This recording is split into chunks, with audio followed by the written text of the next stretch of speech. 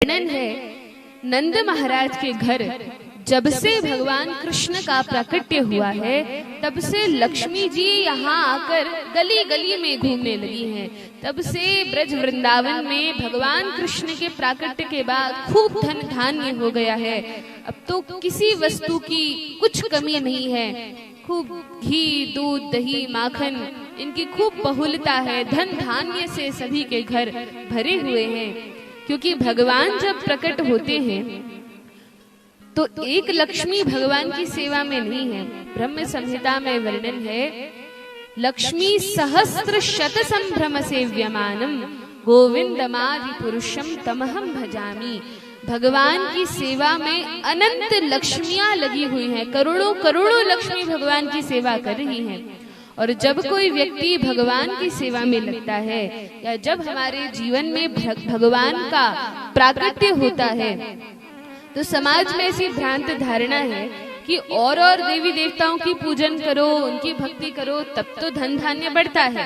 लेकिन भगवान कृष्ण की भक्ति करने से व्यक्ति बड़ा गरीब बन जाता है, जैसे सुदामा जी बड़े निर्धन थे, इस प्रकार।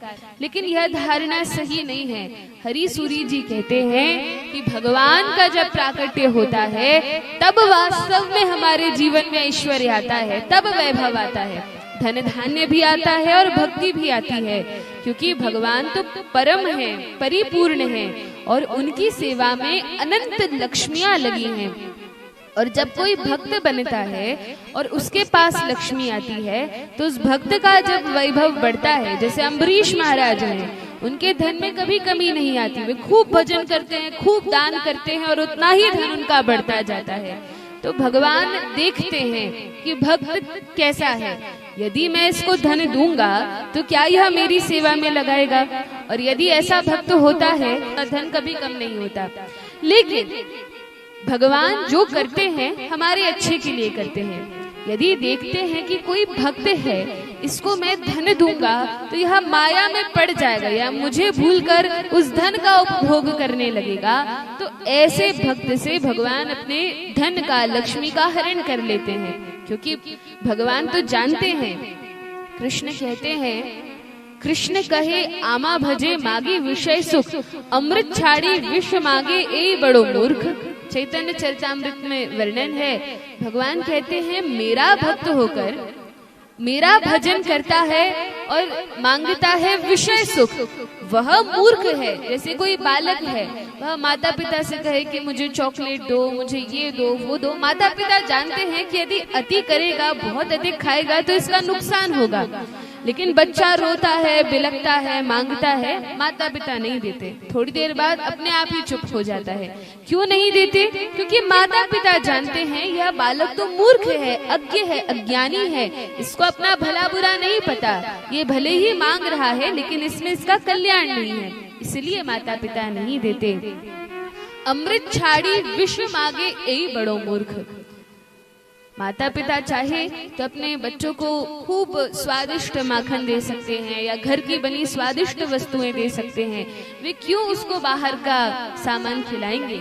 इसी प्रकार से भगवान जानते हैं मेरे भक्त के लिए क्या सही है, क्या गलत है। हमें लगता है क्यों भगवान हमें नहीं दे रहे, इतनी प्रार्थना कर रहे हैं, इतने मन्नत मांग रहे हैं, इतने दिन मंदिर गए, ये किया वो किया, फिर भी भगवान नहीं दे रहे। देवी देवताओं की शरण में जाओ तो वे दे भी देते हैं। क्यों देते हैं?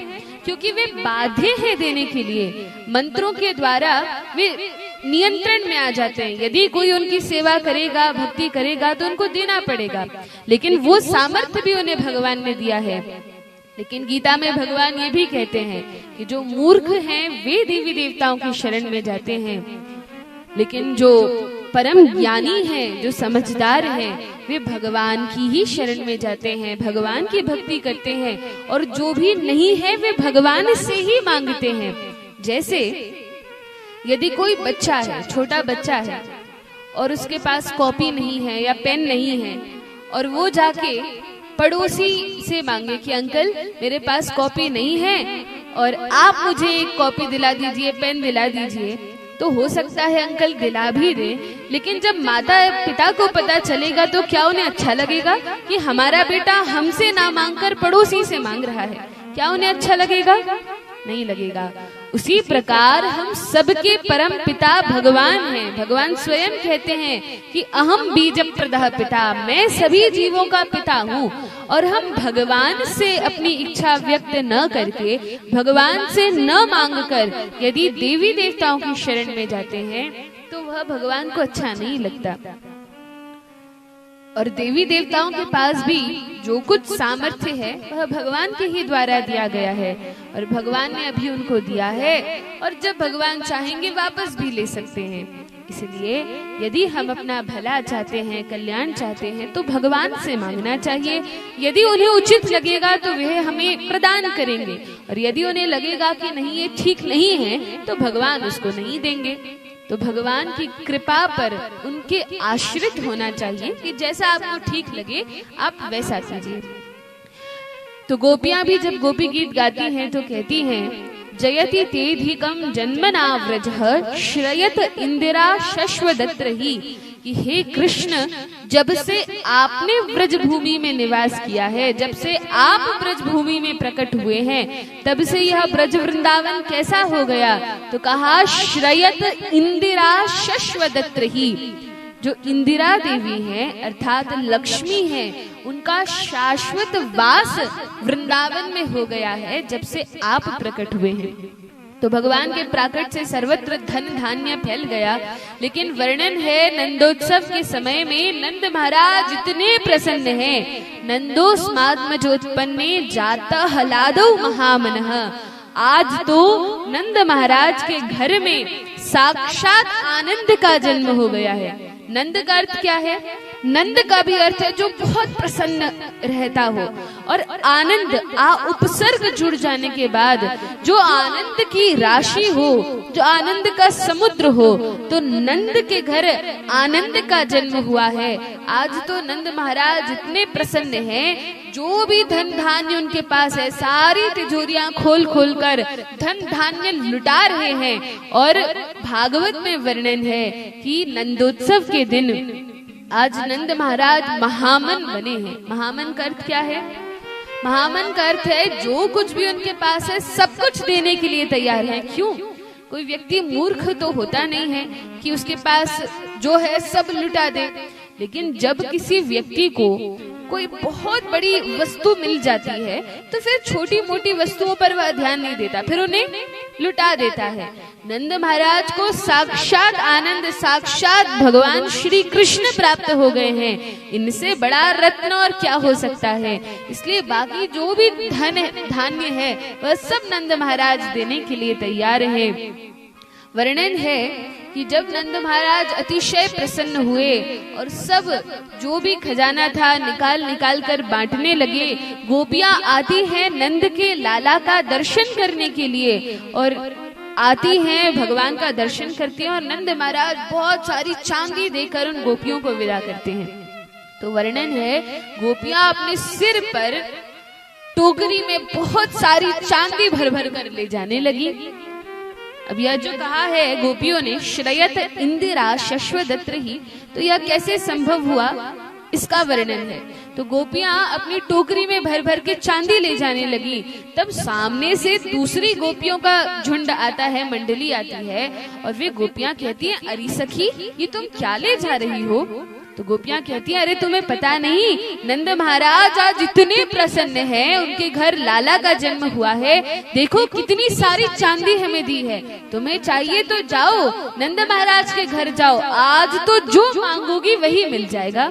अच्छा, कहा अरे तुम तो मूर्ख हो, हम तो पहले ही नंद महाराज के घर हो आए, तुम्हें चांदी मिली है? अरे चांदी को यही पटको, नंद महाराज अभी सोना बांट रहे हैं। और सब गोपियां चांदी को वही मार्ग में, रास्ते में, गलियों में वहीं छोड़ देती हैं और भागती हैं नंद महाराज के घर, और देखती हैं यहाँ तो स्वर्ण बट रहा है। अब बहुत सारा स्वर्ण लेकर आती हैं।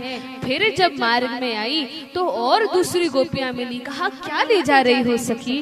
कहा देखो नंद महाराज ने कितना सारा स्वर्ण दिया है, पहले चांदी भी दी थी लेकिन अब सोना मिल रहा है, तो चांदी कौन बटोरे? तो चांदी तो हमने फेंक दिया नीचे रास्ते में और लेने गए स्वर्ण। कहा कहा, अरे तुम स्वर्ण लेकर आई हो? देखो हम तो नंद महाराज के घर से ऐसे ऐसे हीरे मोती लेकर आए हैं कि अपने जीवन में कभी देखा भी नहीं होगा। अच्छा, अब तो सोने को भी वहीं पटका और गई लेने, सुंदर सुंदर हीरे जवाहरात मोती लेने गई। तब और दूसरी बड़ी बूढ़ी समझदार विद्वान गोपियां वहां से आ रही थी। कहा, ये तुम क्या ला रही हो? कहा, देखिए माता, कितना सुंदर आभूषण है, ऐसे आभूषण क्या कभी देखे? ऐसे हीरे मोती कभी देखे? कोहिनूर हीरे से भी सुंदर सुंदर हीरे नंद महाराज के यहाँ थे। तो कहा कि देखा तो नहीं है, लेकिन नंद महाराज तो राजा हैं, तो उनके पास तो सब कुछ है। लेकिन कहा, ये सब तो ठीक है, क्या तुमने नंद के लाला का दर्शन किया? जिस काम से गई थी, क्या वह काम किया? कहा, नहीं नहीं, बाहर ये सब सामान बट रहा था, इसी में मोहित होकर हम इसको लाने लगे। कहा, अरे यह सब छोड़ो, यह सब फेंको, एक बार जाके यशोदा के लाला का तो दर्शन करो, और जब उनका दर्शन कर लोगी तब यह सब कुछ तुच्छ लगने लगेगा। और वे गोपियां जाकर जैसे ही भगवान श्री कृष्ण का दर्शन करती हैं, तो साधारण बालक तो है नहीं, ये तो साक्षात अनंत कोटि ब्रह्मांड नायक हैं। जैसे ही इनका दर्शन किया, आहा, अब तो हृदय में आनंद ही आनंद समा गया। और अब यह साधारण हीरे मोती लेकर नहीं जाती, लेकिन क्या लेकर जाती है? तो कहा, अब तो कृष्ण नाम की रट लग गई है, अब तो हृदय में कृष्ण है, मुख पर कृष्ण है, आंखों में भगवान की छवि का नित्य दर्शन हो रहा है। और अब तो भगवान का नाम गाती हुई, कीर्तन करती हुई ये गोपियां ब्रज वृंदावन में, ब्रज मंडल में भ्रमण कर रही हैं। बोलिए श्री राधा श्याम सुंदर भगवान की जय।